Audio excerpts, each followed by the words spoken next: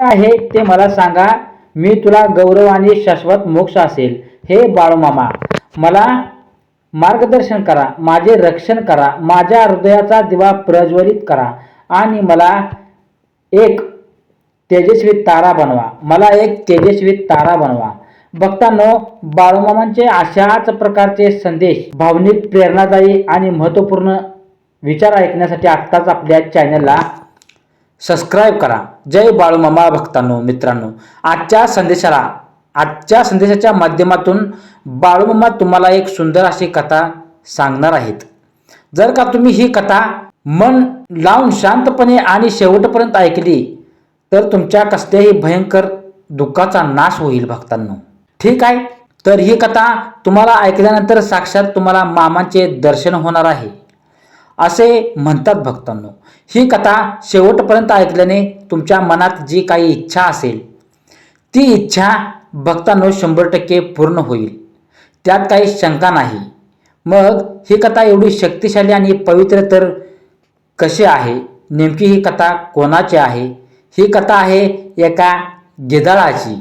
तर ही कथा ऐकल्याने भक्तांनो तुमच्या जीवनातील जी काही कळत न कळत पापे होतात त्या पापांचा 100% नायनाट होतो, लक्षात ठेवा. आणि साक्षात देवी लक्ष्मी तुमच्या घरी वास करेल. म्हणून ही कथा तुम्हाला ऐकायची आहे, तुम्हाला अनुभवायची आहे. तुम्हाला धनाची कधीही कमी पडणार नाही. भक्तांनो, तुमच्या सर्व कामात यश मिळत, तुमच्या मार्गात कुठलाही अडथळा राहणार नाही. अनुभव 100% घेण्यासाठी तुम्हाला ही कथा शेवटपर्यंत ऐकणे अत्यंत महत्त्वाचे ठरणार आहे. कारण भक्तांनो, अर्धवट ज्ञान खूप घातक असू शकते. तत्पूर्वी देवापुढे हजेरी लावण्यासाठी भक्तांनो व्हिडिओला शेअर करा आणि कमेंटमध्ये मामांचा जयघोष करायला विसरू नका. या कथेमध्ये एका वृद्ध गिधडाने सांगितले की आळस तुम्हाला कशा प्रकारे मोठ्या संकटात टाकू शकतो. ऐका. खूप घनदाट जंगल होते. गिधडांचा एक संपूर्ण समूह त्या जंगलात राहत होता. भक्तांनो, ती सर्व गिधाडे एकत्र उडत होती आणि शिकार करत होती. एके दिवशी उडून ते एका बोटावर पोचले जिथे बरेच मासे आणि बेडूक होते. गिधडांच्या गटाला हे बेट खूप आवडले. खाण्यापिण्याच्या सर्व सोयी या बेटावर उपलब्ध होत्या. नंतर सर्व गिधडे तिथे राहू लागले. त्या बेटावर राहिल्यामुळे त्यांना खूप आनंद शोधण्यासाठी, अन्न शोधण्यासाठी प्रयत्न करू लागायचे नाहीत, लक्षात ठेवा. चांगले खाऊ लागले, चांगले तेथे त्यांना भेटू लागले, लक्षात ठेवा. एक वृद्ध गिधाड देखील होते त्या गटामध्ये, ज्याला आपल्या सहकारी गिधाडांना पाहून खूप त्रास होत होता. आपल्या सर्व मित्रांना असे आळशी जीवन जगताना पाहून त्यांना त्यांची काळजी वाटू लागली.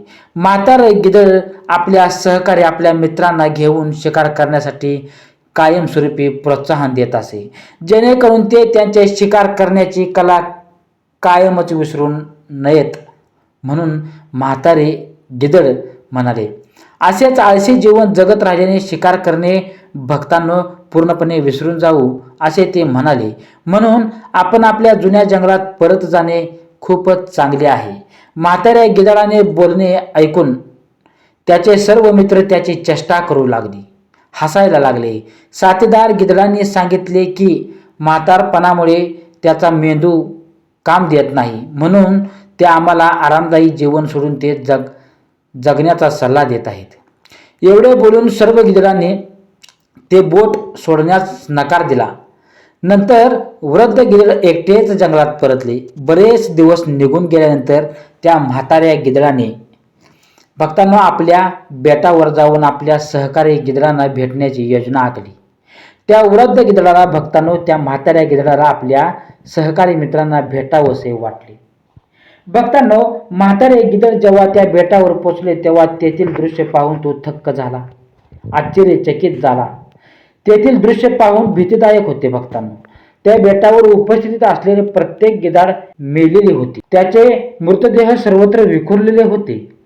तेवढ्यात वृद्ध गिधडाला म्हाताऱ्या गिधडाला एक जखमी गिधाड दिसले आणि तो त्याच्याकडे पळत गेला, धावत गेला आणि त्याला विचारले, हे सर्व कसे घडले? जखमी गिधडांनी भक्तांनो त्याला सर्व सांगितले की काही दिवसापूर्वी बिबट्याच्या टोळ्याने एका बेटावर हल्ला केला सर्व गिधाडांना ठार केले. आम्ही सर्व इतके दिवस उंच उडत नव्हतो. त्यामुळे आमचे भक्तांनो ऐका, लक्षात ठेवा, प्राण वाचण्यात आम्हाला यश आले नाही. आम्हा सर्वांच्या पंखातही त्यांची लढण्याची ताकद राहिलेली नाही, कमी झाली होती ताकद. गिधाडांचे बोलणे ऐकून त्या वृद्ध गिधाडाला खूप वाईट वाटले. मनाला लागलं त्याच्या. जेव्हा ते जखमी गिधाड मरण पावले तेव्हा तो पुन्हा आपल्या जंगलात परतला. भक्तांनो, जुन्या गिधाडाच्या या कथेतून आपल्याला हा सल्ला मिळतो की परिस्थिती कितीही आरामदायक असली तरी आपण आपली शक्ती, पॉवर आणि हक्क जपायला विसरू नये. आळशीपणामुळे भक्तांनो लोक खूपच कर्तव्यापासून मागे हटले जातात, मागे राहतात. ते भविष्यात आपल्यासाठी खूप धोकादायक ठरू शकते. आळस आपल्याला मोठ्या संकटात टाकू शकतो. म्हणून आपण नेहमी आपले प्रयत्न चालू ठेवले पाहिजेत. जुन्या गिधाडाच्या या सल्ल्याचा नैतिक असा आहे की एखाद्याने गोष्ट सहजपणे मिळवल्या म्हणून प्रयत्न करणे कधीही थांबवू नका. यामुळे तुमची कठोर परिश्रम भक्तांनो करण्याची सवय कायमची मोडून जाते. मामा सांगतात, विचार करा तुमचा, इतरांचा भक्तांनो आणि विश्व शांतीचा. पण आठवण ठेवा की तुम्हाला सर्वात योग्य कार्य करूनच या जगाचा निरोप द्यायचा आहे. यामध्ये सर्वच लोक यशस्वी होतील असा हा भक्तांनो मार्ग सहज सोपा नाही. म्हणून माणुसकीचे ध्येय अंगाशी बांधून वाटा. बघा त्या क्षणाची जो भक्तांनो तुम्हाला पोचवणार आहे त्या सर्वोच्च अशा शिखरावर.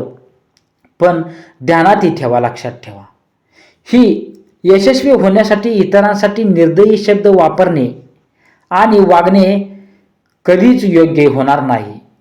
बाळूमामा म्हणतात, माझ्या मुला, तुमची हर एक कृती, हर एक काम असू द्या आणि ही योग्यता तुम्ही ठरवलेली नसावी तर ती सर्वांसाठी हितकारक आहे, ही लक्षात ठेवा.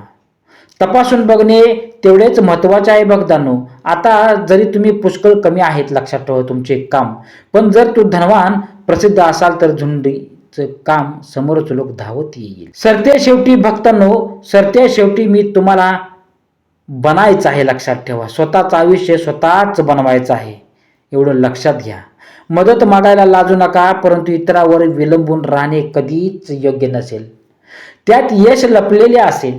असे प्रयत्न करा भक्तांनो. तुमच्या मनातील भीती कधीच तुम्हाला तुमचे कार्य, यश आणि मन वळवणारे नसते. आपल्या देहाकडे ती नकारार्थी बनवत असते, लक्षात ठेवा. माणसाला मग ध्यानात ठेवा, सर्वस्वाचा ठेवा. शांत चित्त तुम्हाला प्रथम बनवायचं आहे. शांत, कर्मठ, कठोर कार्य, तत्परता म्हणजे यश. समजा मामा म्हणतात भक्तांनो, मामा सांगतात, अरे माझ्या मुला, सर्वच जण इतरांप्रमाणे वागतील, सर्वच तुला कमी लेखतील. फक्त ध्यानात ठेव की तू कधीच कमी नाहीस. त्या सर्वांपेक्षा तुला सर्वजण हिणवतील तरी तू याद राख, ज्यांच्यात काहीतरी वेगळेपण आहे भक्तांनो तेच तुझ्यात आहे. जगाला विस्मित करणारे कर्तृत्व अंगात तू निर्माण कर. रोज सकाळी सूर्याच्या नवीन किरणासोबत तुझ्यात नवीन शक्ती, पॉवर संचारत आहे. सोनेरी किरणांचा तुमच्या शरीरावर पाऊस पडत आहे, लक्षात ठेवा. बेधुंदपणे तुझ्याकडे वाहत येईल. मी लहान होतो नाही, लक्षात ठेवा. असे कधीच म्हणू नकोस माझ्या मुला. तुला अशाच प्रकारचे जगायचे आहे. जिथे तुला मान मिळेल तिथे तुला मत ठेवण्याची मुभा मिळेल. मनात ठेव नेहमी सकारात्मक विचार. तेव्हा कुठे तू या जगात स्वाभिमानाने जगू शकणार आहेस. अरे मुला, तू कुणाच्या शब्दाखाली, दबावाखाली जाणार नाहीस. अशीच जगण्याची रीत बनव. बाळूमामा सांगतात, या आयुष्यामध्ये कुठल्याही संकटाला घाबरू नका. लक्षात ठेवा. 3 प्रश्न विचारा. मी हे का करतो?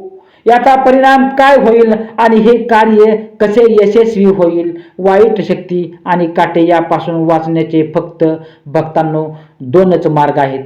तर भक्तांनो त्यांनी पायाखाली चिरडून टाका, नाहीतर त्यांच्यापासून दूर राहा, लांब राहा. भक्तांनो, दुष्ट माणसांचा गोड बोलण्यावर विश्वास ठेवू नका, कारण जसा वाघ शिकार करतो तसा तो त्याचा मूळ स्वभाव कधीच सोडत नाही. बाळूमामा सांगतात, ज्या लोकांचा स्वभाव आवश्यकतेपेक्षा जास्त साधा, सरळ आणि सहज असतो त्यांना आयुष्यात अडचणींचा सामना 100% करावा लागतो. भक्तांनो, धूर्त आणि लोभी लोक यांच्या स्वभावात गैरफायदा घेऊ शकतात. लोकांचा फायदा घेतात. लक्षात ठेवा. अशा लोकांना दुर्बल समजले जाते. अनावश्यक स्वरूपात या लोकांना प्रताडना सहन करावी लागते. भक्तांनो, अशा भोळ्या लोकांना शत्रूकडून गोड वागणूक दिली गेली तरी तो दोषमुक्त आहे असे समजले जाऊ नये. भक्तांनो, दुधात मिसळलेले पाणी देखील दूध बनवते. अगदी त्याचप्रमाणे आपण चांगल्या लोकांसोबत मैत्री करून आपण चांगले होऊ शकतो. म्हणूनच आपण भक्तांनो आयुष्यामध्ये चांगल्या लोकांशी मैत्री करायला पाहिजे. मामा म्हणतात, म्हशीच्या डोक्यात आणि विंचवाच्या शेपटीत विष आहे. परंतु भक्तांनो, वाईट माणसांच्या पूर्ण शरीरातच विष आहे. म्हणून वाईट शक्ती ही सर्वात अति विषारी असते. लक्षात ठेवा. बुद्धिमान व्यक्ती तीच आहे जी तिची कमजोर बाजू कोणाला दाखवत नाही, घरातील गुप्त गोष्टी कोणाला सांगत नाही. आयुष्यात मिळालेला धोका, अपमान, मान आणि मनातील चिंता भक्तांनो स्वतःपुरतीच मर्यादित ठेवतो. लक्षात ठेवा. जो उद्योगी आहे तो कधीच गरिबी असू शकत नाही. नेहमी ईश्वराच्या नामस्मरणात असतात. त्यांना पाप कधीच स्पर्श करत नाही. म्हणून बाळूमामा म्हणतात, मन पाळतात. लक्षात ठेवा. ते भांडतात, सहभागी होत नाहीत आणि जे नेहमी जागृत असतात ते नेहमी निर्भय असतात. जर नशिबात असेल तर मग प्रयत्न कशाला करायचे असा विचार करू नका. काय माहीत तुमच्या नशिबात हेच लिहिले असेल, प्रयत्न केल्यावरच मिळेल. बाळूमामा म्हणतात, माझ्या बाळा, माझ्या मुला, तुम्हाला काही समस्या असतील तर शांत बसून ऐका. देवासोबत बोला. तुमच्या अंतर्मनामध्ये भक्तांनो बोला. अंतर्मनामध्ये देवाचा वास आहे. त्यांच्यासोबत बोला. तुमच्या समस्येचे उत्तर भक्तांनो तुम्हाला नक्कीच मिळेल. तुमच्या समस्येचे निराकरण करण्यासाठी कुठल्याही भोंदू बाबाकडे धाव घेत बसू नका. स्वतःवर विश्वास ठेवा. आज रात्री देव तुम्हाला म्हणत आहे, सांगत आहे, मी तुझे तुटलेले हृदय बरे करणार आहे. तू पुन्हा खुश राहणार आहेस. तू पुन्हा विश्वास ठेवणार आहेस भक्तावर, देवावरती, आणि तू पुन्हा प्रेम करणार आहेस. तुम्ही गमावलेले सर्व काही मी पुनर्संचयित करणार आहे. आशीर्वाद प्राप्त करून घेण्यासाठी 1111 टाईप करा.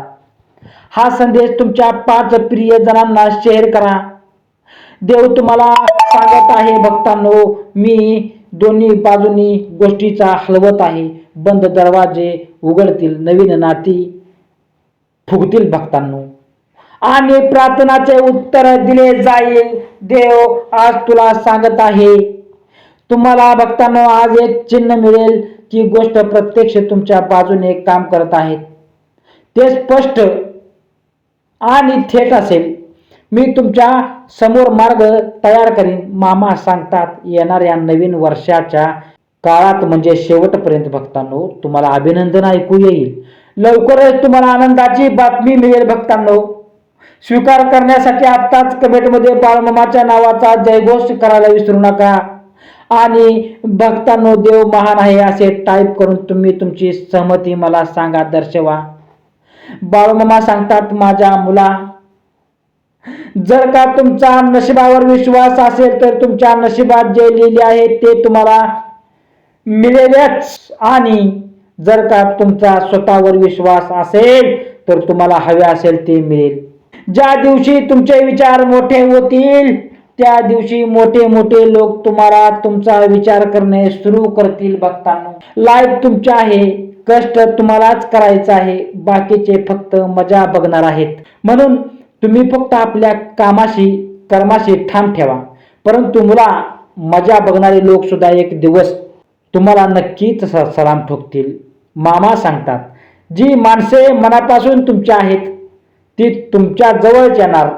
शिका का? कारण खोटेपणाचा आणून स्वतःची गरज भागवणारे या जीवनामध्ये तुम्हाला खूप माणसे भेटतील. बाळूमामा सांगतात, भूतकाळात राहू नका, भविष्याची स्वप्ने पाहू नका, वर्तमान क्षणावर भक्तांनो मन एकत्र करा, मनावर नियंत्रण ठेवा. रोज सकाळी आपलं पुनर्जन्म होतो. आज आपण जे करतो भक्तांनो, आज आपण जे करतो ते सर्वात महत्त्वाचं आहे. तुम्हाला तुमच्या रागाची शिक्षा मिळणारच नाही, परंतु रागाकडून तुम्हाला शिक्षा मिळेल. समस्या ही एक तुम्हाला वाटते ही तुमच्याकडे भक्तांनो वेळ आहे, पण खरं तर तुम्हाला तुमच्याकडे वेळ नाही. लक्षात ठेवा, हे डोक्यात ठेवा. जर का तुम्ही कोणासाठी दिवा लावला तर तो तुमचा मार्गही उजळून निघेल. आनंद त्यांच्याकडे कधीच येत नाही जे त्यांच्या आधीपासूनच असलेल्या गोष्टीकडे कौतुक करण्यात अपयशी ठरतात. म्हणून मामा सांगतात, कोणत्याही गोष्टीवर विश्वास ठेवू नका. कोणत्याही गोष्टीवर विश्वास ठेवू नका. तुम्ही जे लिहिलेले आहे तेच तुमच्या नशिबात मिळणार आहे. कुणी ते म्हटले, मी ते म्हटले, असले काहीतरी फरक पडत नाही. कोण काय पण म्हणू दे भक्तांना. तुमच्या स्वतःच्या कारणांशी आणि तुमच्या स्वतःच्या सामान्य ज्ञानाशी सहमत होत नाही. अरे मुला, कोणीही आपल्याला वाचवत नाही. तुम्ही स्वतः तुम्हालाच वाचवू शकता. हजार लढाया जिंकण्यापेक्षा स्वतःवर विजय मिळवणे चांगले आहे. विजय तुमचाच आहे. ठीक आहे भक्तांनो, असेच नवनवीन मामांचे संदेश ऐकण्यासाठी आणि भक्तिमय संदेश ऐकण्यासाठी आत्ताच आपल्या चॅनलला सबस्क्राईब करा भक्तांनो. ठीक आहे. तर भक्तांनो, हा व्हिडिओ तुम्ही पूर्ण बघितल्याबद्दल सर्वांचे मनापासून आभार आहे. आणि भक्तांनो, कमेंटमध्ये बाळूमामाच्या नावानं चांगलं हाच घोष करा. ठीक आहे. आणि पुढील व्हिडिओ तयार करण्यासाठी आणि तुमच्यापर्यंत पोहोचवण्यासाठी आम्हाला प्रोत्साहित करा भक्तांनो. ठीक आहे. तर चांग भलं, चांग भलं, चांग भलं. श्री सद्गुरू संत बाळूमामाच्या नावानं चांग भलं.